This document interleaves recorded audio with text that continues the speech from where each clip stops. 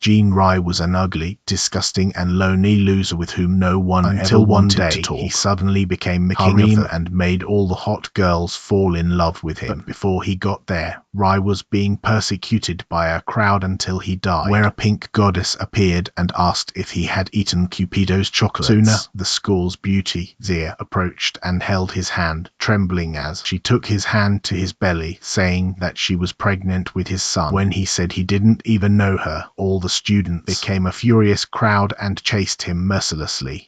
He promised to find Zia on the roof later to talk about it, and he ran as fast as he could. In the hallway, he managed to fight all the guys with a single fast move, but he was impotent against the students, who were really strong.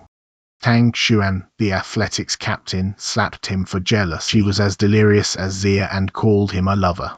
As if that wasn't enough, a third girl, Len Yuan, came running and hugged him out of nowhere, begging him to come back home with her children.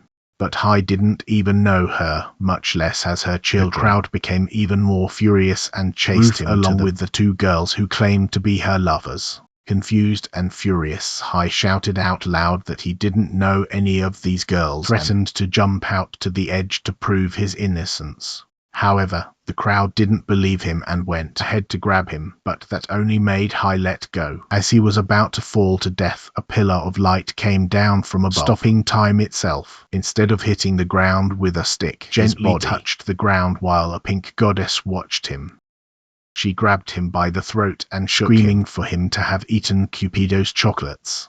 This woke up Hai's memories about seeing a chocolate cake alone on the roof yesterday and taking it for the girls to eat together. The goddess of love, Tada, explained that eating with a girl would make them have false memories of being her lover and proudly wished her happiness. But for Hai, this situation meant that he was forever. Tada said that he only needs to make her deepest wish to break the spell, and then she can live as she wants. After that, time went by and the roof tower came down, running to see her body on the ground. While hiding from them, Hai remembered to find Zia on the roof hours before and imagined the worst, so she ran to the roof to meet her crying alone. The next day he took her to the clinic for a pregnancy test and raised the fist of joy when they found out that the results were negative. This confused Zia, swearing he had felt something and promised to get pregnant the next time, but Hai refused and offered to take her home. Later, the two arrived at a mansion where they were received by guards who bent over. Zia was fondly reminded of her false memories of being in a Lugo.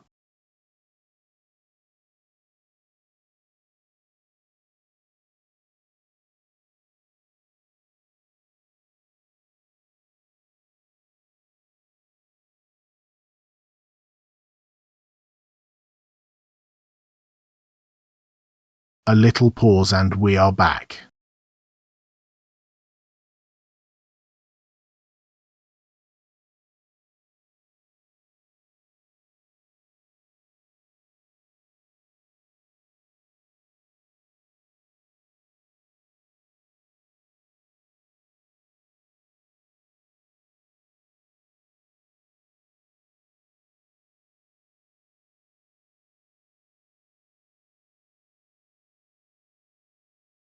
A little pause and we are back.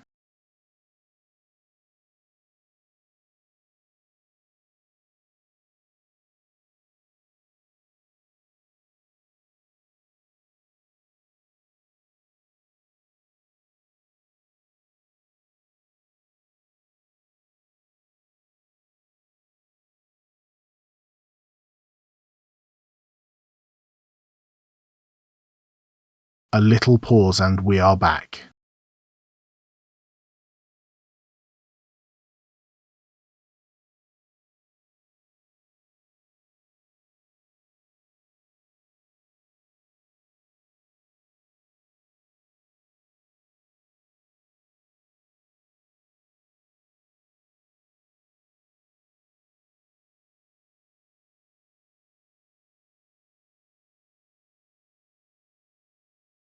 A little pause and we are back.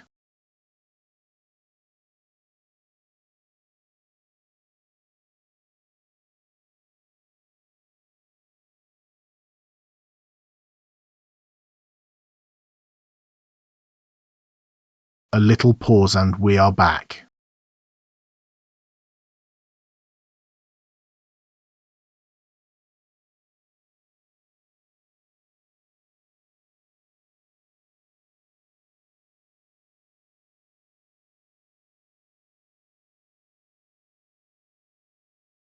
After she disappeared, Hei, against her will, accepted a meeting with her. The door exploded and knives flew to her place. A brunette, or Yanshuo Lai, nailed a sword to centimeters of his dorsal fin, kissed him hard to demarcate his territory in front of Zia. Her mother was also there, and threw a bag in her face to repress her for flying from America to there just for a boy. The mother and daughter began to shoot each other because none wanted to give up. The mother fainted and was ordered to be taken by their guards. Later, Hayes said to Metada that she was his wild childhood friend, and Zia heard, even without seeing who he was talking to. She thought about cancelling the meeting, worried that Shu Lai was her childhood, but to her surprise, Hei wanted to keep the meeting for tomorrow.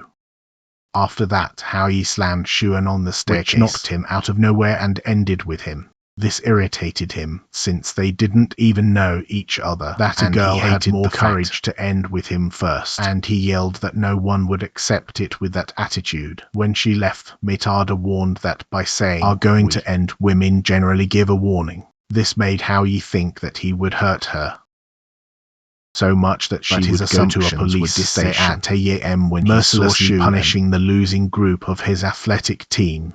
He confronted her and tried to grab in his hands, but ended up soaking it in water. Instead of attacking him, she groaned and left. The next day, Hao Yi shook his hand, woke up late for the meeting and was even more late. Lai locked him in his room to keep him at home. He had to go to the neighboring apartment, where he asked little Yu to let him use her house, suborning her with sweets. He arrived late for the meeting, but Zia forgave and invited him to have a drink at the cafe. The atmosphere was quiet and strange, dreamy confession that Hao Yi imagined in his head. In his pure imagination, Zia was a princess who, with grace and sweetness, with his declaration of love to him, while he was a prince. However, Zia was red with shame because it was her first meeting, which left Howie worried.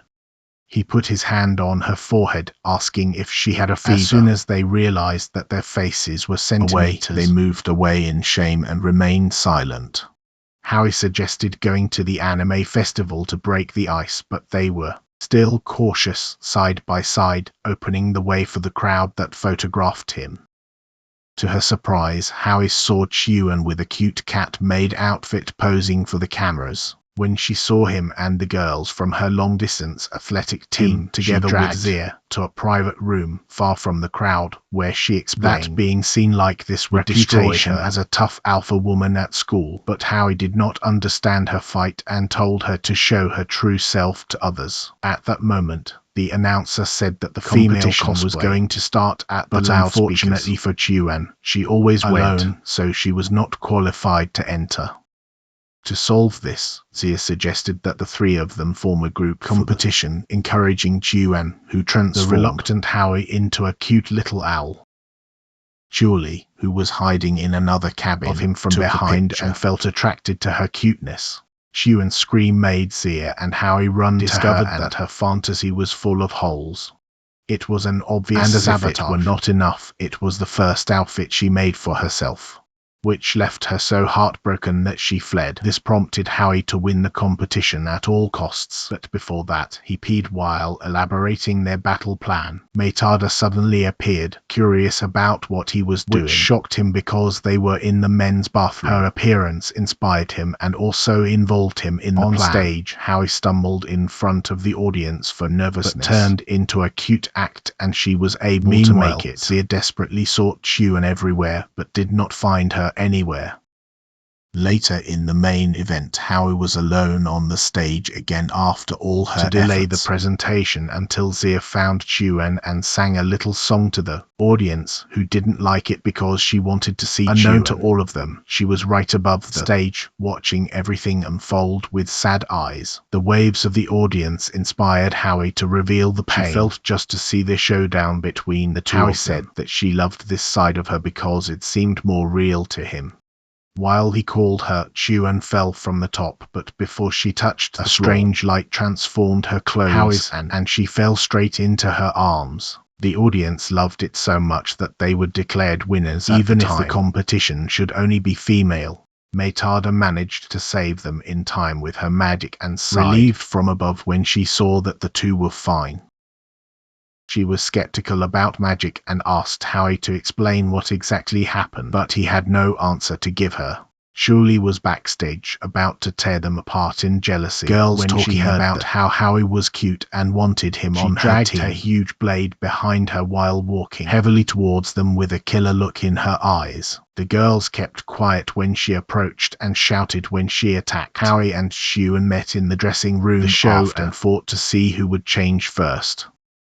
When Chuan ran away, both of their clothes disappeared, so she threw casual clothes he used before. After dressing, he thanked Meitada for saving them and she healed him. She wondered how the human mind works while he looked at her with kind eyes. Later, Zira appeared shyly in the hallway and asked if they could go home now. Howie could not believe that he had forgotten her and invited Xuan to go with them, but she was too near about it, so when she organized her feelings, she found no one waiting outside her door. Meanwhile, Howie and Zia said goodbye in a crossing Howie wanted to talk to Xuan, leaving Zia a little jealous.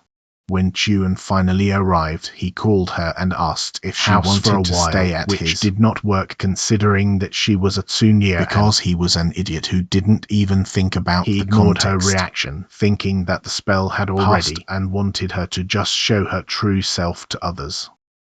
Later that night, he was visited by a group went to visit the apartment of an attractive blonde, mentioning the time that did not appear, and took his hand to guide him inside. The attractive woman was actually his teacher, Miss Jai, and the meeting with her made him travel in time. In the past, he and Zoli always competed for the best grade, but she could never beat him, so she chased him and hit him out of frustration.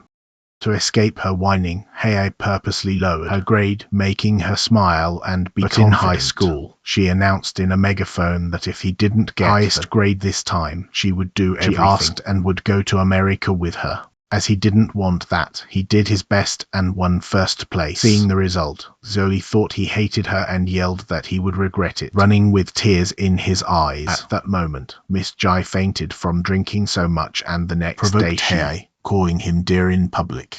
In school, Hei visited Xuan during the training of her team and made an appointment ridiculous with her. Bet against her team. The condition was that he would take the highest score from the school, and if he won, they would do everything he told them to do. This hit the girls' egos of the athletic team, and they covered it when they proudly accepted their bet, thinking it would be an easy victory for them since one of them was among the top 5.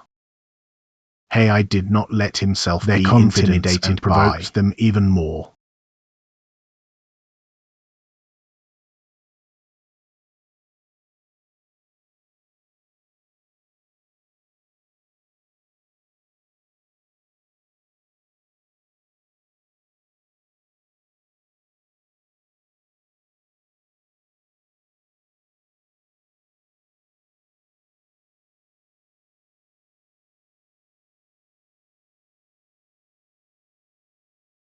They were soaked in the midnight rain. After that, her mother thanked him for taking care of her and informed him was a little unstable at the time and would not go to school for a while. The next day, the rain had stopped and Hei passed the exams as if nothing irritating the girls from the athletic team. The day the results were released, Hei proudly entered the gym, where the athletic team trained, and showed the employee uniform wanted Xuan to wear for 2 weeks if they lost the bet, shocking her so much that she said she let go of the ball. All this time, she was worried about Hei's tiredness from studying and did not understand why he had made that bet all of a sudden. But now that everything was clear, she was stunned. When everyone saw the results, they were shocked to see Hei and shouted at him, calling him a pervert and a cheat. They even asked the college to confirm their grades, were disappointed to know that he had not really cheated. When the girls left, the teacher commented how Hei scared the whole teaching with her sudden rise and did not realize her potential. In the gym, the students went crazy with the cute employee uniform of Xuan, while she happily distributed posters to recruit new members for her team. The crowd was drooling over her, taking pictures to every adorable smile she gave them. Hei put her hands on her shoulders and gave her a little push to make her feel more confident, dressed like this in front of the school. He even declared that she would dress like this for 2 weeks, because in her mind, this would help to build a reputation that strong personality with this new cute side. Meanwhile, Lin Yuan observed us with jealousy behind, whispering that to herself had forgotten her and her children. On the roof, Zia appeared in the middle of conversation and muttered about the spell being broken. Of course, she still did not see the goddess and looked directly at Hei, who disguised herself, lying wanted to stay on the roof because it was hot. Xuan entered, throwing the clothes away at the maid that Hei gave her face and said that the size was too small, and Zia, who had chosen her, moved away, embarrassed, leaving the two alone. Hei acted all cute to escape her anger, making Xuan laugh. When she turned around, she expressed how much made her happy, even if he was a little perverted. After that, in the hallway, Mitada asked Hei who guy Zhuli was talking about last night in the rain. He revealed that the guy she was whispering to was her ex-boyfriend, and that she would not be as she is now if it weren't for him. After the conversation, 2 children ran after calling him dad as they pushed him to the ground. Behind them was Lin Yuan, who smiled at his children, and at Hao Yi, who was supposedly their father. The impossible happened to Hao Yi because he was a virgin as hell. This shocked him so much that his soul came out of Mitada, brought him back to reality. The 2 children, Xiao Ming and Xiao Hong, looked like exact copies of Hei, while they looked at Hei with big innocent eyes. Hei knelt down and told them to call him Uncle Jiang when they were out, and would find them at the school gate, mother promising to give them sweets in return. When they left, Mitada explained that over time, magic would make people's wishes come true, making their fantasies and delusions real. This meant that the 2 children were created by magic and gained physical form. At the school gate, Wu Ying received a phone call telling her to go to the stand still while she was going to follow the order. But the children decided to play and separated. Later, she apologized to Hei for losing the children, but he reassured her, saying that nothing bad would happen to them and that they should separate to look for them.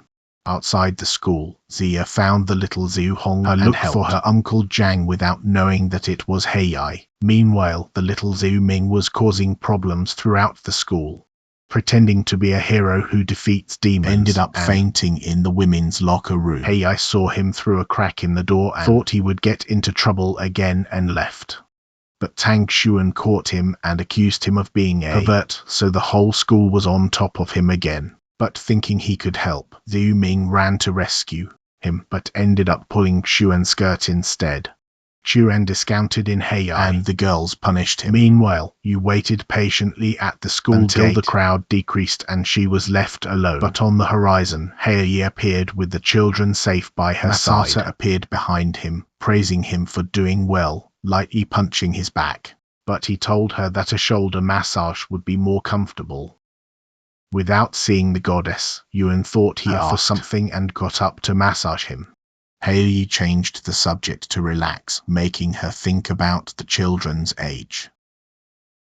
If they were born 7 or 8 years old, this would make him a 12 years old Yuan when he had them. Didn't see the problem in that and still believed they were his children. Matata explained that if this continued, then all the people she interacted would also be affected by magic and would have their memories blurred.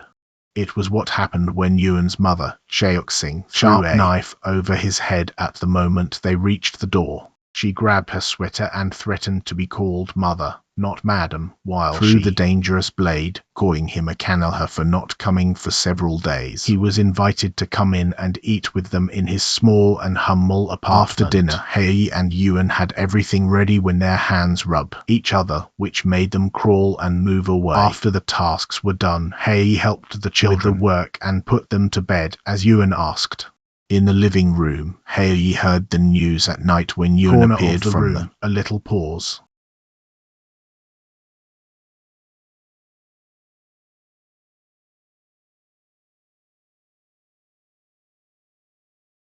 And we are back.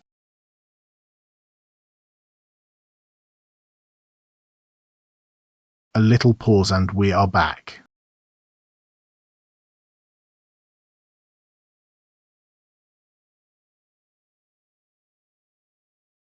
On Sunday, Howie was determined to do both successful days and planned to start with an hour of difference between each. At 9 a.m., he took E1 and the children to the giant wheel, but was afraid of the leg of a random woman in panic, provoking her boyfriend and gaining the disgust of E1. After the ride, he ran through all the park toys in 30 minutes with them, so sick that he had to throw up in a nearby warning board. When he finished, May Tattle covered him with snacks to encourage him, refused and ran to his meeting point and said, action movie style. He thought she would be late like a common girl, but, to his surprise, she was already waiting for him. At her shy reaction, Hay suspected that she would confess her feelings but was interrupted by a street photographer who wanted to take a picture of them. Both acted strangely with each other, so the photographer asked them to be more intimate, assuming they were a couple. Thea touched Hay's chest for the photo, but her hat flew with the wind. When Hay hit him, Thea got up on her toes to kiss him.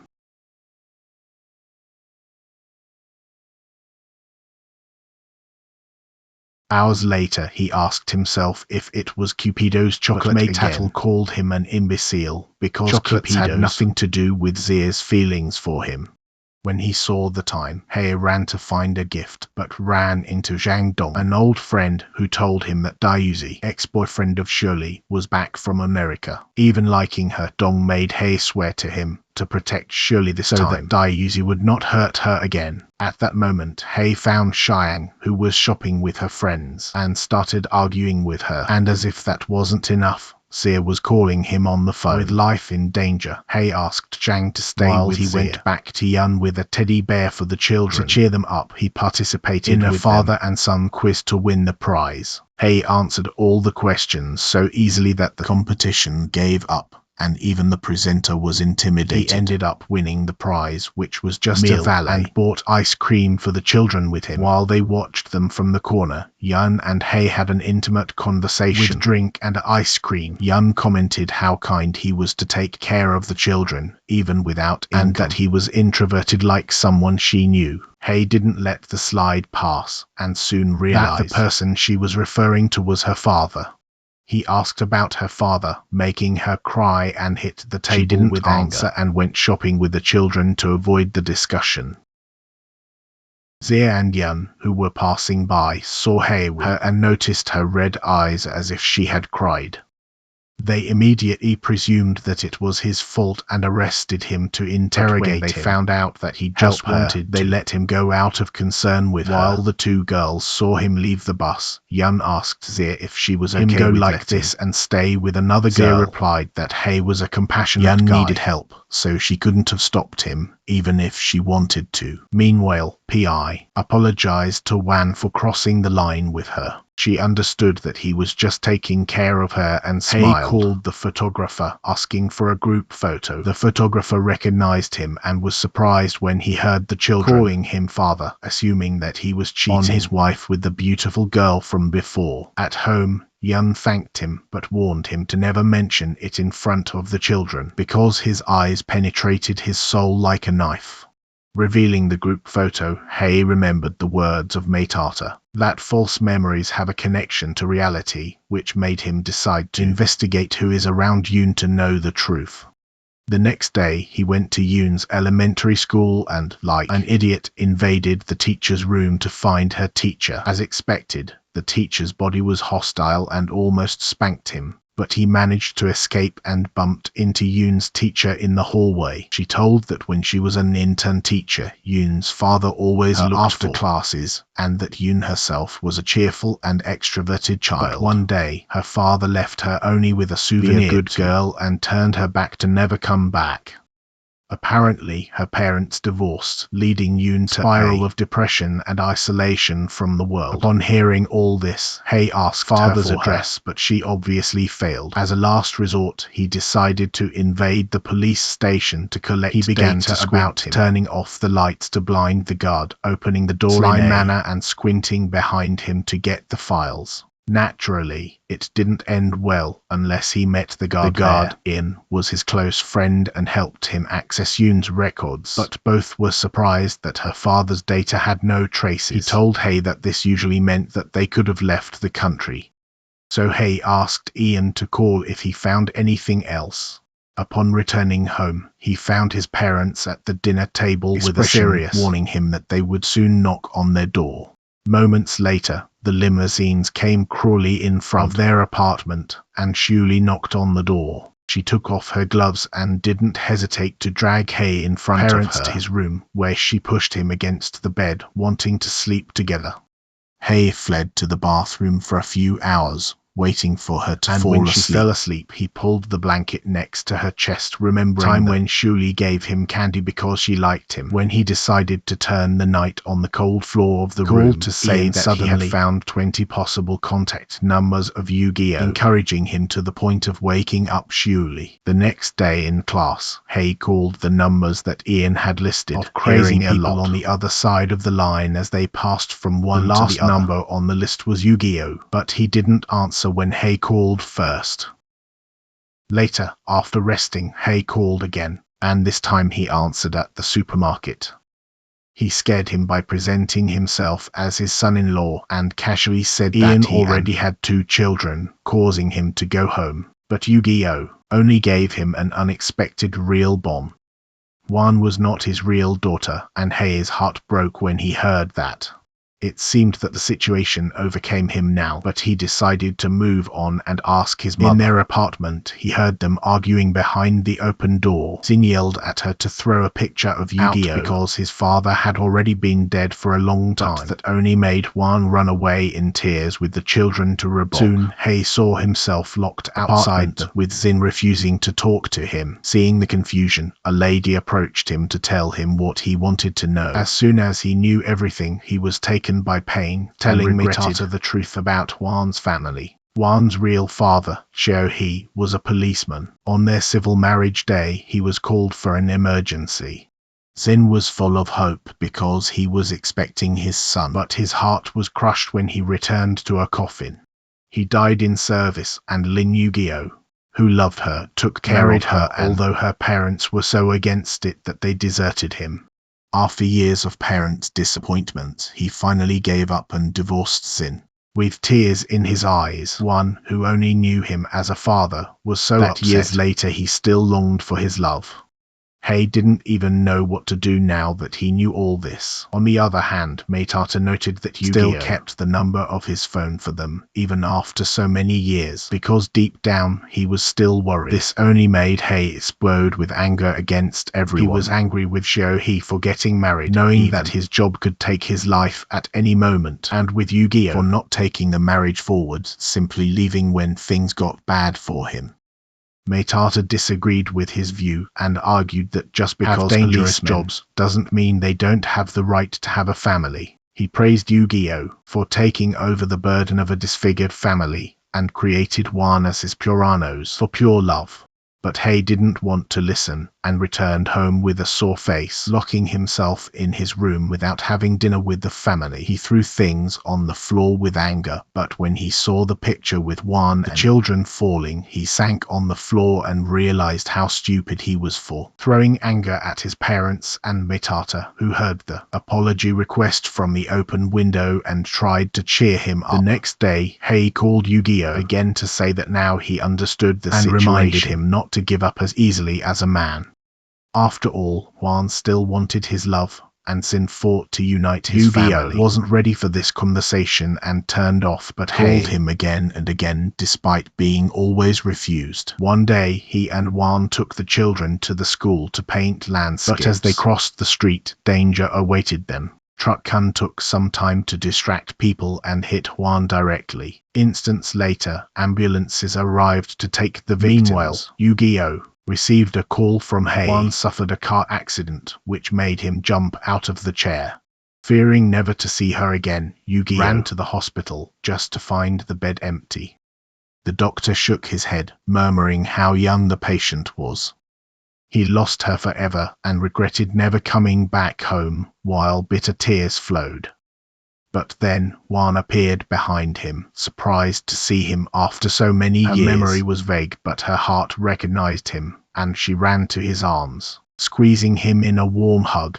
Meanwhile, in the other room, Hei woke up wounded in a hospital bed, having pushed Wan for a while before the truck hit her, and how Mitata looked at him, with tears, stopping the truck with its powers. Zia and Wan greeted him when they woke up, but he fell asleep almost instantly and dreamed of Siyuming and Xinhong coming down carousel from and giving him a drawing of all their memories. They said goodbye in tears while hugging him one last time, before the magic that created them disappeared in the air. When he woke up again, Wan was in his bed, waiting for him to open his eyes. A month later, the hospital finally released him. Thinking it would be the beginning of a great day, Hei immediately put out feet, and all her harem left her cars to pick her up, creating an atmosphere of battlefield. To escape from them, Hei fled through the depths, but ended up falling into Zoli's trap and was taken to his limousine.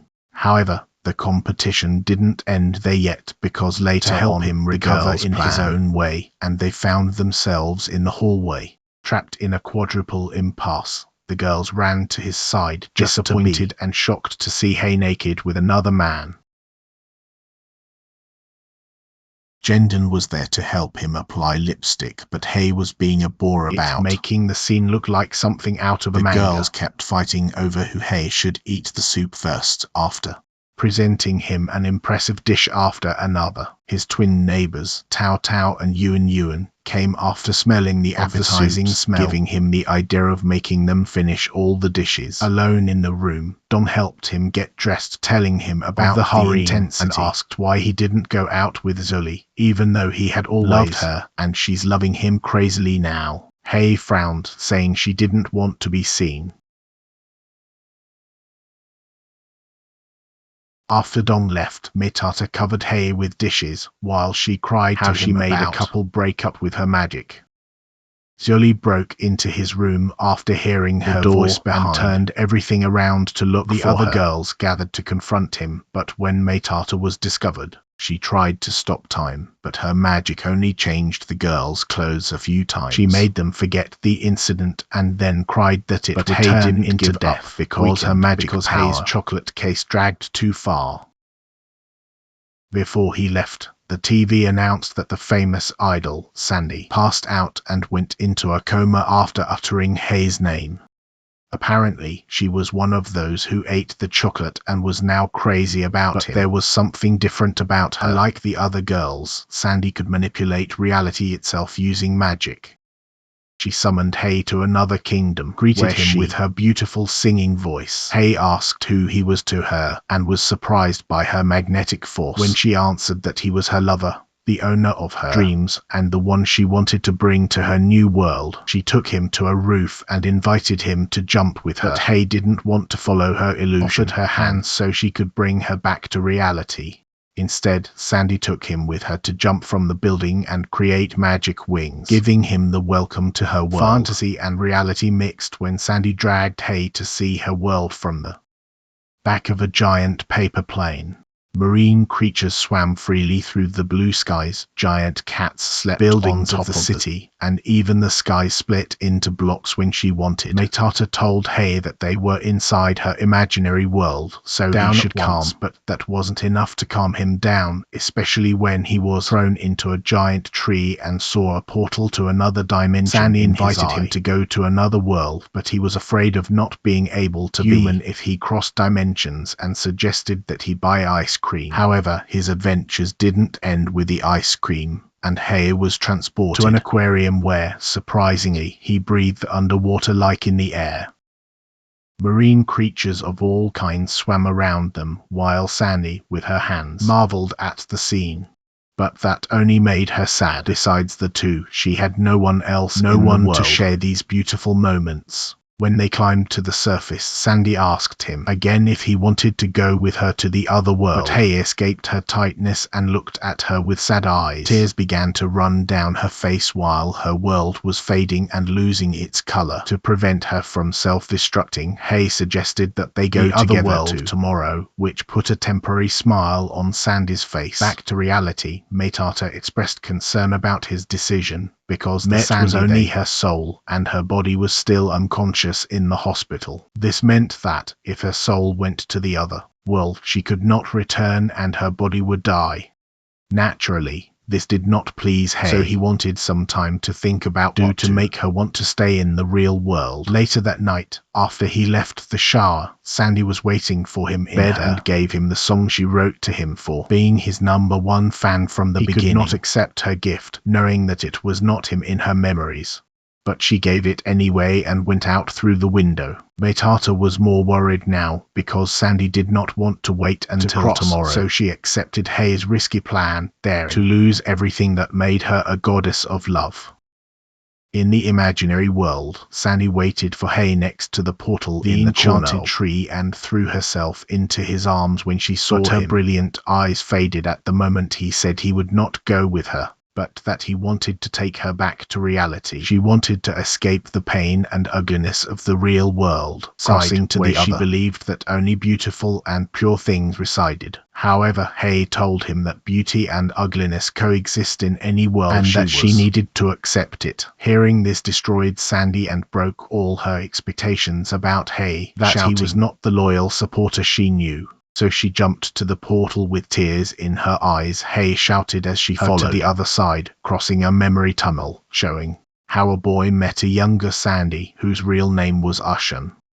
At the end of the tunnel, he was confused with the world imagined because it was nothing like she foresaw. It was all dark, and death surrounded him in a vast plain of nothing. Sandy cried and fell on her knees, so Hei extended everything her hand about and the goddess of love and how the girls he met for her found happiness in their miserable lives. It was enough for her to convince herself that it was possible to find happiness and trust her words. Back, Hei called Lin Yuan, asking him to write an article about Sandy Common and the total indifference of his agency. He made Z use his vast network to spread the news online, encouraging the sympathy of the public. He also asked Xiyuan to touch his hearts directly, using his popularity to gather fans and organize a protest. So he went to find Lin Yuan, the true child of Sandy, and made him tell her story. He told Hei that Sandy was his neighbor, with whom he made friends because he thought her strange, and encouraged her to sing because she was always good at it. Finally, she got a contract with an agency that strictly limited her social contact and paid her well to keep her company. He went crazy because he helped her keep her in a cage, and because he was isolated because they saw him as a monster, just like on the day his contract with the agency was going to be renewed. He broke down with repressed feelings and resigned. He started yelling that he didn't want to be her daddy anymore and wanted to live without knowing that she was really listening behind the door. He was full of regret and pain for that explosion, and all his emotions began to explode inside him now that he knew that Sandy was thinking about her own death. Hei made Agent Wang, the one responsible for Sandy, listen to a recording of Jai, and threatened to end his career exposing him while he was drinking his coffee. However, this was only the beginning of Hei's plan. Wang received an urgent call informing that Jai's parents had arrived to prevent Sandy's contract from being renewed. Him take Hei's threats more seriously and ask for her price, but he only asked to return Sandy's freedom, him the opportunity to live his life and make friends. But Wang laughed and said she was lucky let him have a friend, given how absurd it was. But when he got up to leave, Hei showed him the lovers' photos and threatened to tell his wife about the case. Meanwhile, Jai anxiously waited for Hei's call to reward her for answering her requests, but the phone rang to remind her of her grandfather's birthday. At that moment, the television reported that Sandy woke up from a coma and was so full of energy that she even ran and yelled at Hei to go see her. Outside the hospital, reporters and helicopters guarding the entrance to the hospital to photograph Hei escaped, pretending to be a common man, pushing an elderly woman into the hospital. After getting rid of them, he arrived at Sandy's room and introduced her to the goddess of love, as promised. Meitata magically appeared in front of her, took her on a one-day trip around the world. While the two were drenched in Stonehenge's top, she talked about Hei's chocolate incident and how chocolates were made initially. In the past, the goddesses of love used bow and arrow, but when someone made using the magic of memory, they united to make the business of love more efficient.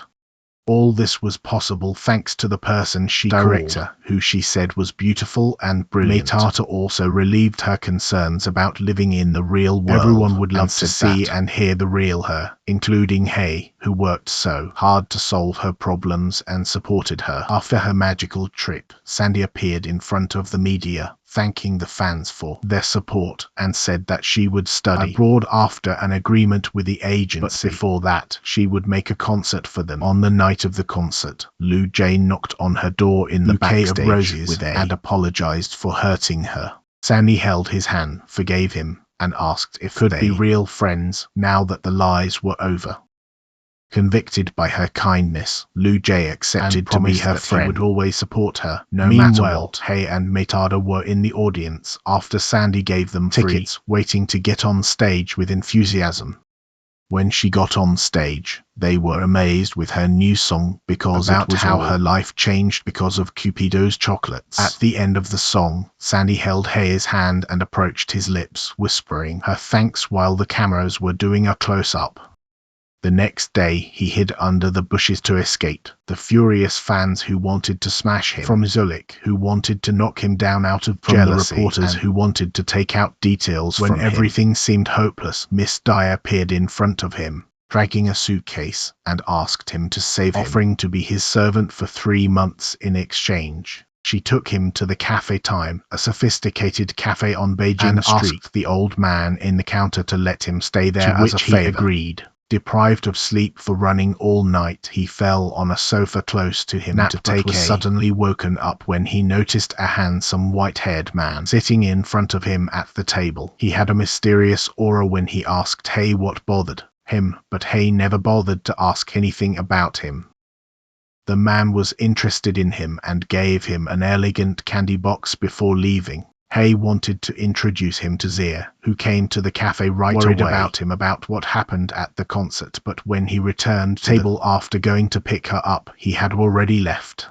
Meanwhile, Meitata was bitter with Hei going back to normal and happy without his, and went to rest in the house where he met Director Ruzi, the head of Cupido's chocolate factory, and the enigmatic white-haired man. Even though he was not part of the administration of Cupido's palace, he warned her about the consequences of breaking Cupido's contract by showing immortal, but decided to help her anyway, throwing a spell on her to control her magic, with the condition would not intervene anymore in the affairs of humans. Meanwhile, Zia and Hei had an unexpected meeting. Purchases, games on the arcade, and photos in the dressing room. But on the way home, they were ambushed by bandits led by one of the girls who sabotaged Xu Win's dress at the anime festival. Instead of retreating, Hei showed his kung fu skills and defeated everyone with speed and precision until the police arrived and arrested them. When Zia told him how impressed he was with his movements, the policeman who collected the testimony said it was natural. After all, Hei was the son of the chief of police. However, Hei immediately moved away with his eyebrows, frowning, thinking about how he hated policemen. When he and Zia were alone in the park, he told her about his past, about wanting to be a policeman like his parents. All this changed over time. Because of their work, their parents were often too busy to take care of him, and he had to spend his birthday. Even with criminals attacking the house, they never helped him because they worked in another case, in another place. But a ray of light appeared in his life when he met Miss Jai. She took care of him as if he were her own family, and even tried to reconcile him with his parents. And although he loved her for what he did, this has hardly changed anything in his life, so he tried to show that he had a loving family in front of her. Listening to his story, Zia cried and hugged him, remembering that he helped them in the worst moments, and that she would be there for him to make his dream come true. Haley hugged her back with strength, whispering a thank you very softly in her ear. Observing this moving scene from afar, Meitata also cried while flying away and wondered why she felt a sharp pain in her chest when she saw them so close. Worried about a future without Hei, Krog, her former admirer of the kingdom of whom she rejected so many times, appeared to take her back home, but Meitata refused, saying that she needed to find the girl who put the chocolate cake on the roof and caused all this confusion. In fact, she just wanted to be next to Haley. Meanwhile, Zia and Chuin met again at the anime festival. This time, Chuin introduced his new teammates to the cosplay competition, and excited, she dressed in her costume, Zia proud that she has friends to cosplay with now. Unfortunately, Chuin left the crown of her disguise school, so she ran to catch her despite the heavy rain outside. With her late, Zia offered to compete as an employee to make time and called Hei to go get Chuin's crown at school.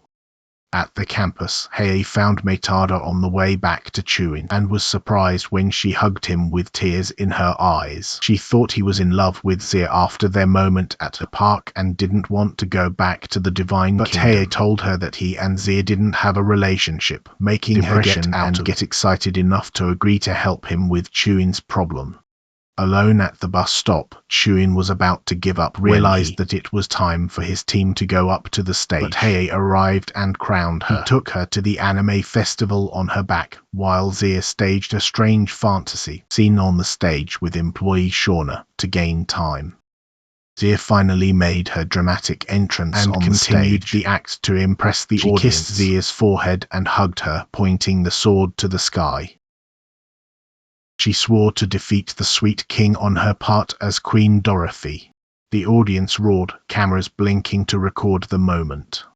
After the event, Chuin thanked Zia for her help, giving her the employee dress she loved so much. Hei convinced her to accept, covering her with compliments, and soon the two were in their own little world. Chuin out of the picture, who disappeared to leave them back alone. Hei's break was interrupted by a delivery, but when she opened the door, she was surrounded by a mountain of boxes. Metada was excited that all her orders had arrived, telling Hei that they were snacks for her school camp soon.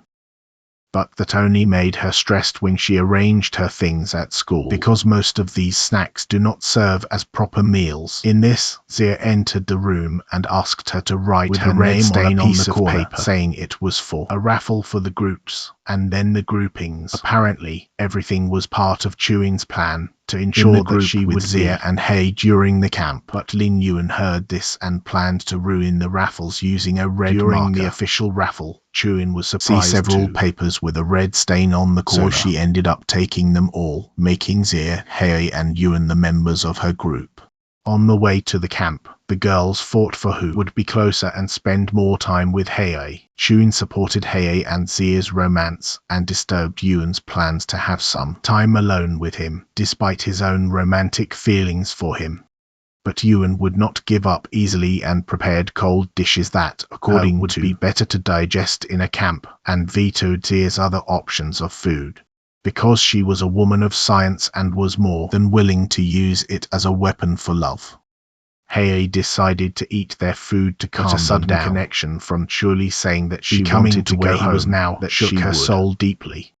As soon as she turned off, a helicopter flew over her heads, and Chuli fell dramatically along with a mountain of heavy travel bags. She immediately marked her territory as an alpha woman, chased Chuin with a sword when she did not bend at will. Their fight caused the blazes of the fire to spread and burn the camp, setting fire to everything, but Chuli did not care and continued to chase her. While Hei and Yuan tried to put out the fire alone, Zia went to the river to get. The strong current dragged her, taking Chuan, who came to her rescue. However, this was not enough for Chuli to fall on herself, and took a slap from Yuan, who silenced her only with words. Yuan warned her that Hei would never forgive her if something happened to Zia and Chuan because of her actions. When Hei came back at night with the two girls safe, Chuli touched his face, crying and pleading for forgiveness. Hei, with a kind expression, hugged her back.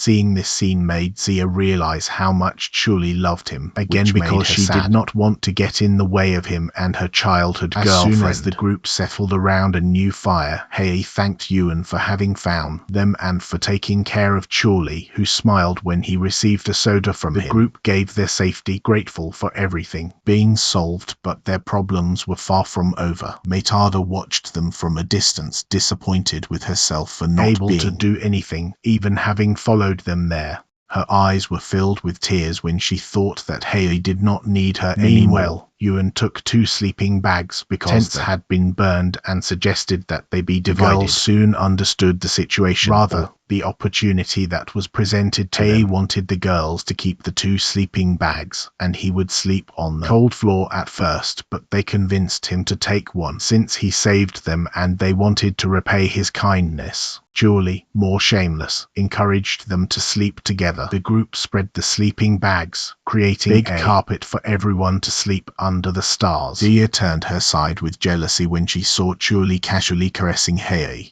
who just peed while she hugged him in her sleep. Hei and the girls woke up for a fresh morning, but soon after opening their Julie and Xuan were already fighting, arguing about how Julie was being too bold with him. Things got heated when Julie cut Zia's dress with a loose branch because she got into her fight.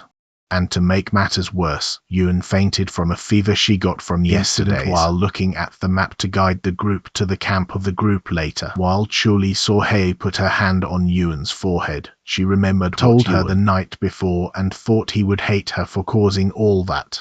After all, she was the cause of the fire, and she even made the other 2 girls almost drown in the river while she was doing that. While she was thinking about it, a helicopter lowered her mother to them, demanding that she return with her at the time. Just like her daughter, she was willing to use the force if necessary. But surprisingly, Julie agreed to go with her without complaining and even to take Yuan with them to the hospital. After that chaotic camping trip, Hei wanted to relax at home, but she saw herself cleaning meticulously after Zia said so she would come to the hospital, her clothes, cover her torn dress during the incident with Julie. When she heard someone at the door, she opened it thinking it was her, but she left him dying of shame when she found out it was only Zhendong. She tried to close the door, but Zhendong put his hand and foot through the gap.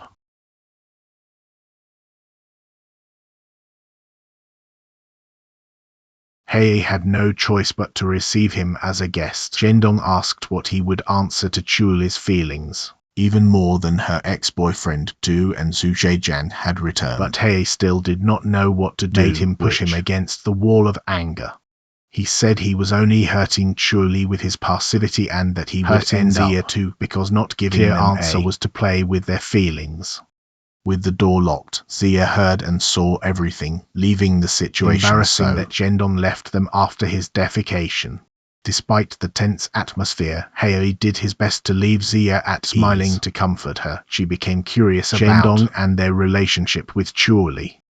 Hei told her that when they were children, he and Julie spent together as neighbors because their parents were always away. He saw these memories as the warmest and happiest moments he had with her. But over time, Julie changed and became more competitive, making him feel more because he thought she didn't really appreciate his company. In high school, there was already a great feud between them, but Zhendong who filled this gap and the void created by the embarrassment with their energetic personality and eventually completed their trio. But everything got complicated again after Julie started dating Du Yuji, spending most of the time together. When she showed him off, she acted all pretentious and pretended not to know Hei just to provoke him. At the New Year's Eve party, Du Yuji declared to the school that boyfriend he was his girlfriend, Momo, and rejected Julie, telling everyone that she pretended to be his girlfriend without having a relationship. The students, who always saw her as an arrogant whore, started to call her shameless and avoided her at school. After being publicly dispensed, she fell into a spiral of depression so serious that she had to leave school and locked herself in her room. Since then, she developed a Yandia personality and became madly in love with Hei. When he visited her one day, Julie had a crazy look on her face when she saying that she would dedicate all her love to him as she should have done all the time. After hearing this story full of emotion, that Hei had always seen Julie only as a friend. The next day, Hei visited Yuan at the hospital, taking a basket full of fruit, and told her that Julie could not. Her mother watched her like a falcon. He was happy that Julie finally found a friend in Yuan, and she said her night definitely impacted her, not knowing that both she and Julie did it just because they did not want him to hate them. At school, Seuli intentionally grabbed him like a bloodsucker to keep Zero away and updated on where she was by message. As he instructed, he was finally paying attention to her romantically. But in fact, he was only worried that her ex-boyfriend would do something crazy. Seuli's good mood was ruined when he saw Yuji at the school gate waiting for her with a bouquet of flowers. Her eyes were filled with tears and her legs were trembling as if she had seen a ghost. And she forced her paralyzed body to run away from him. But he cornered her in a gutter anyway. Yuji used the past relationship so that her mother would financially support their company, which was failing. But Seuli just lowered her head and humbly accepted his demands. The next day, she missed school and locked herself in her room. But her mother saw this as a common mistake and left her alone, ignoring what she said about a guy chasing her. Alone with her thoughts, she remembered what Yuji told her that she needed to change to get a new result. So, when the phone rang, she answered immediately and yelled at Yuji to go fuck herself. But he threatened to hurt Hei if she didn't meet his demands and hung up before she could protest. However, she fell into his trap and was taken by Van warehouse, completely defenseless in Yuji's hands. She tried to keep herself strong, that Hei would save her and call the police. But he said that the police wouldn't find her because she was an adult missing for only 2 hours. Besides, he was her ex-boyfriend and she has a history of being a troublemaker, so no one would care about her case, at least not for a long time. As her attempt to ask her mother for support for the company didn't work, he chose to photograph her naked to blackmail her. But fortunately, Tadavi saw where she was taken and brought Hei to rescue her. Thinking that the punishment for illegal arrest wasn't enough for Yuji, Hei thought of adding other crimes to his history really to punish him, even at the cost of his own safety. After that, he entered the warehouse, breaking the windows and landing in of a Marvel superhero in front of them. Seeing the scratches on Zul's knees and his torn dress, he was dominated by anger. However, Yuji was quick to use Zul as a shield and ordered his gangsters to beat him, not knowing that Tadavi was right above them, recording everything on his cell phone while suffocating his cries. Enduring one blow after the other, Hei resisted the desire to make one of the gangsters used a folding chair to hit him. Zul entered the front and was hit. Blood was dripping from her head and splashed on the floor. Returning to her usual yandere personality, she finally made up from Yuji and revealed that she never truly loved him. She remembered how the rupture between her and Hei started when she knocked for the first time because her mother said that if she wanted his affection, then she should be better than him in everything. As a child, she took this advice seriously, but he was simply better than her. Until he gave up and let her win. Despite her mother being praised for being outstanding in everything, she never felt because she and Hei were getting further away. But her pride did not allow her to confess. And the misunderstanding dragged on for years. In high school, on Valentine's Day, Zul took artisanal chocolates to Hei, but when he found them in the hallway, he denied that shame and stepped on them hard, saying that he would give them to one of the veterans. While he was crying in the classroom, he saw Yuji down there by the window and decided to give him the chocolates as a whim. This meant that Hei was never the substitute of Yuji to her. Instead, Yuji was just the stepping stone from the beginning. Sensational. Yuli finally let go of the words that he was trying to say and to Hei. I love you while he was getting emotional. There was no way for Yuji to accept any of this. His pride did not allow it. So he reminded her of the humiliation he went through at the New Year party. Hei had had enough of his bullshit and apologized to Yuli for being so passive all these years and for having lost so much control that he couldn't see her feelings for him. She knelt on his chest while he caressed her head, enjoying that moment in their little world, while Yuji exploded with shame and anger deep down. Before he could turn back, Metada sent the video cell phones in the city, revealing his plan. Hei returned all the blows to the hoods with his gentle kung fu movements, while Zuli beat them even more until they bled their mouths. Shortly after, the police came to arrest them and took them to the morgue. A bad loser somehow took a knife and attacked Hei, catching him unprepared. Masolai protected him from the blade and was stabbed instead. The police shouted for someone to call an ambulance while Hei pressed her hand on, desperately trying to prevent the blood to drip from her stomach. Abandoning his mask on the verge of death, Zuli confronted him with all sincerity, saying that he loved him and thanked him for everything. His blood-stained fingers rubbed his face before he lost his life. At the hospital, Zia tried to comfort Hei, who blamed herself for not realizing because if she had believed they would not be in this situation. She said that it was not his fault because people often get shy when expressing romantic feelings the stronger they are. So she believed that Zuli also could not have told him directly. When Zuli's parents arrived, the mother beat him, blamed him for putting his daughter in the hospital. The father, Karma, called him aside to ask what actually happened. After telling him everything, he thanked him for helping his daughter and said to blame himself because he and his wife had a part since they did not pay attention to him all this time. However, his kind look was not enough to melt the anger in his chest. He, however, left the trance when Zia came to inform that Zuli had making him run to her room with tears in his eyes. But his heart sank when she did not recognize him. Her parents went to call a doctor while Zia closed the door to give them privacy. Yuli was on guard, hiding her face behind a blanket, with Hei sitting on the edge of the bed. Her smile had a touch of sadness when she reappeared as a childhood friend in this confusion for being weak and promised that from now on she would protect her forever. This took her to tears and she threw herself in her arms, whispering her words with that Yangya voice so familiar. It turns out that she was just pretending to have it only for herself.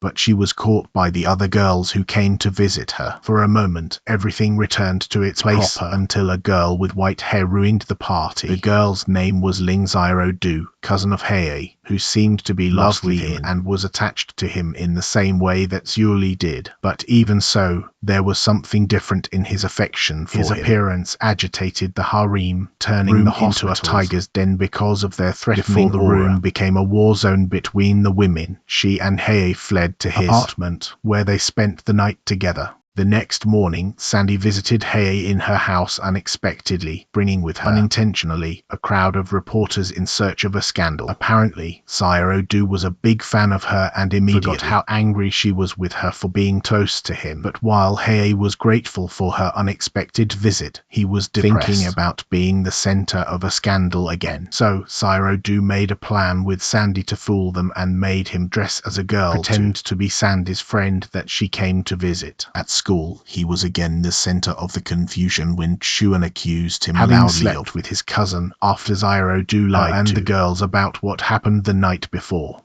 Unlike before, Hei did not bother to defend herself from doubts because she was already fed up with all the tricks that Sandy made her go through.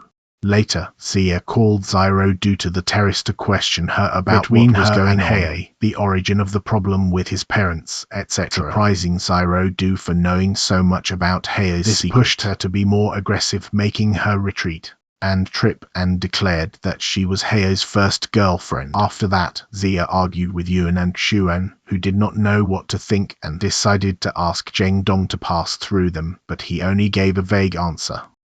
He said that Ziro Du and Hei had a relationship, but it would be better to ask him directly because they should already know Hei's character and not have doubts about him after so long.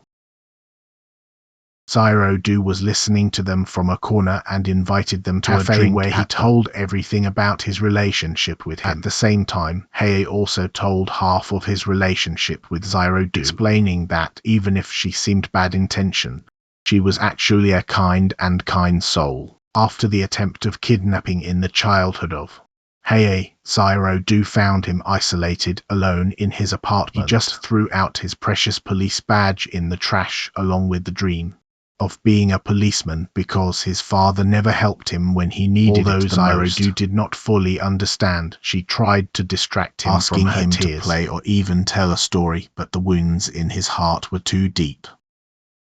In a summer play, Hei was alone again because no colleague wanted to make peace with him, and his distant teacher only reprimanded him for wasting everyone's time, making them wait for his performance. Every second he spent seemed like an hour to him, but all his worries disappeared when Ziro Du, who had previously accepted the role of girlfriend for the play, arrived in a cute dress to cheer him up. Since then, Ziro Du treated him like his older sister, although Hei should have been the older brother, mature and strong. She even joined the friendship between him and Jiang Dong, dragging him back to the classroom when he lacked cleaning. He heard Hei defending him when the teacher reprimanded him for the room still dirty even after the time. Touched by his kindness, he helped him clean as he should and soon became friends. Finally, she had to go to study and occasionally visited his hometown to visit relatives. The girls finally understood their intentions, apologized for having misunderstood them badly. This time, Zairodu returned to visit Hei because she was worried about him. But when he finally met the girls, he was happy. He now had friends to take care of him. They accompanied him to the airport after she decided to return to the United States without saying goodbye to Hei. She sent him a message from the plane saying how happy he was because he was alone and apologized for leaving without saying goodbye, sighing as he turned off the car for the flight. However, the girls did not let him give up, even knowing that he would not get there or that Sia would take him in the car, because he never gave up when they needed his help. Now, to repay the favor, they all drove at high speed and with fury in different cars to take him to Zairodu. Shuili joined the chase, hitting the patrol car that followed him closely. Zia even ordered the driver to cross the barricade and take an illegal shortcut just to get to the plane, with providing additional support with her magic. While the plane took off, Hei called Zairodu by the solar roof parallel to the aircraft, while Metada used her magic to send his voice directly to Zairodu's ear. When she finally looked at him through the window, her eyes immediately filled with tears. At that moment, even without telling him, she knew she would be fine, but calmed her down, saying that she was fine and that she didn't need to worry anymore. The wind taking her thanks to her friend who was already far away. While the sun was setting behind him, his siren greeted him with a smile, assuring him that everything would be fine because they supported him. After that exciting moment, Hei Shuili took the chance and kissed him as usual, starting another fight with Xuan, with girls adding more firewood as they joined the chaos as always. From the kingdom of the gods above, Metada observed him affectionately, saying that he had not yet dealt with all the chocolates, so their journey was still far from over. See you in the next video. See you later, my legendary masters of the plot.